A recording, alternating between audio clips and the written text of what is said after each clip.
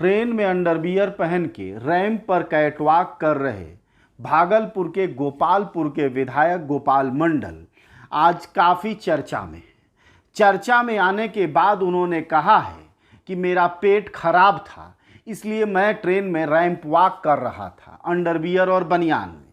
हालांकि जो मामला है आप सब परिचित हैं कि पटना से दिल्ली जा रही तेजस ट्रेन में वह यात्रा कर रहे थे।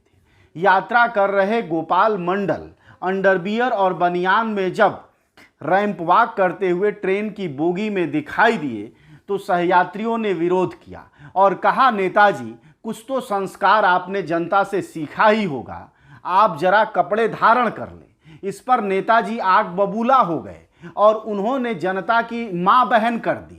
वैसे तो वो हाथ जोड़कर विधायक हुए, लेकिन विधायक बनने के बाद जैसे ही वो नंगे हुए और जनता ने कहा तू नंगा है, विधायक जी भड़क उठे और उन्होंने मां बहन की गालियां तेजस ट्रेन के अपने सहयात्रियों से करने लगे। ऐसे में विवाद उठा और विवाद उठने के बाद नेताजी की सफाई आई है, इसे सुनिए। ये वास्तविक में हम अंडरवियर और गंजी में थे, क्योंकि जैसे ट्रेन में चढ़े कुछ ही दूर तक निकले थे, मेरा पेट खराब था। मैं जो बोलता हूँ सत्य बोलता हूँ, झूठ में बोलता नहीं। इससे झूठ बोलने से मेरा फांसी नहीं पड़ जाएगा। नेताजी ने सफाई में कहा है कि उनका पेट खराब हुआ है। अब सवाल यह है कि पेट खराब होने के बाद क्या यात्रा कर रहे यात्री अंडरवियर और बनियान में आ जाते हैं? क्या देश के इतिहास में, जैसा कि डबल इंजन की सरकारों में आजकल होता है, चूंकि बिहार में भी डबल इंजन की सरकार है नीतीश और मोदी बाबू की, ऐसे में क्या डबल इंजन की सरकार में इतिहास में यह भी पहली बार हो रहा है कि जब आदमी का पेट खराब हो जाए, यानी भोजपुरी में पेट झरने लगे, तो क्या आदमी अंडरवियर और बनियान पर आ जाए? या फिर इतिहास में पहली बार ऐसा हो रहा है जो इनका पेट खराब हुआ है और यह अंडरवियर और बनियान पर आ जाएंगे?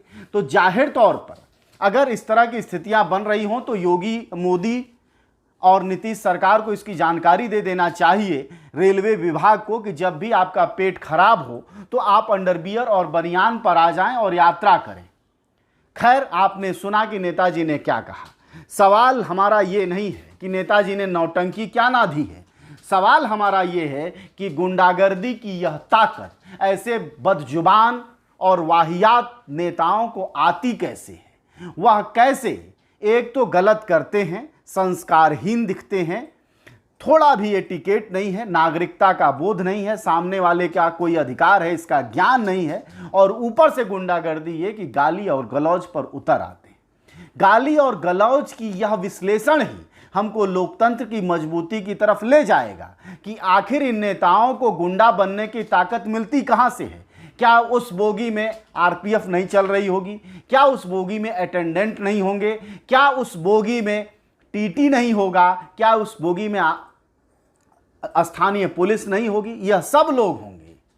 नेताजी का पीएस होगा, नेताजी का बॉडीगार्ड संभव है होगा, यह सब लोग होंगे। बावजूद नेता नंगा हो गया, और नेता नंगा होने के बाद मतलब अंडरवियर बनियान पर आने के बाद घमंड ये कि गाली गलौज करने लगता है। यह जो गाली गलौज की ताकत है, यह ताकत हमारे ही सिस्टम से, हमारे जैसे लोगों के जरिए ही मिलती है।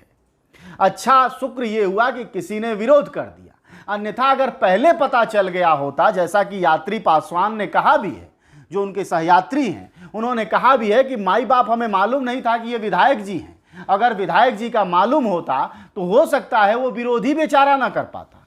हालांकि इन विधायक जी की पहले भी बड़ी चर्चाएं रही हैं, पहले भी एक आध बार उन्होंने किसी से चुंबन उम्बन मांग लिया है।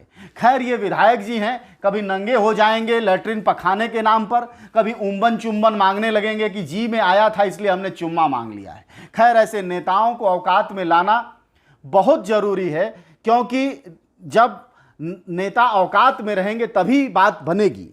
रही बात दूसरी कि पहले भी ये नेता चर्चा में हैं, और ये वही गोपाल मंडल है जिन्होंने कहा था एक बार कि हम जेब में बंदूक रखते हैं और जरूरत पड़ने पर ठोक देंगे। तो जी हाँ, इन चर्चाओं के लिए खास रहने वाले हमारे विधायक गोपाल मंडल नंगे पाए गए आज, और इस नंगेपन पर उनकी पार्टी क्या सफाई देती है यह देखा जाना चाहिए। लेकिन उनकी सफाई आ गई है कि महाराज हमार पेट खराब हो गई रहा है, ये लिए हम नंगा घूमत रही हैं ट्रेने में।